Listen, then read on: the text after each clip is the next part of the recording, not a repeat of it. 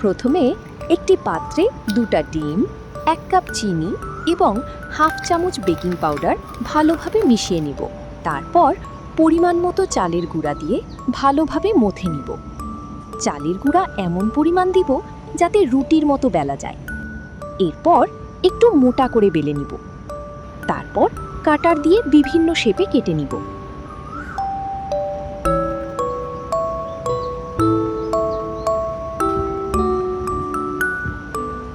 টুকরোগুলো বাদামি করে তেলে ভেজে নিব।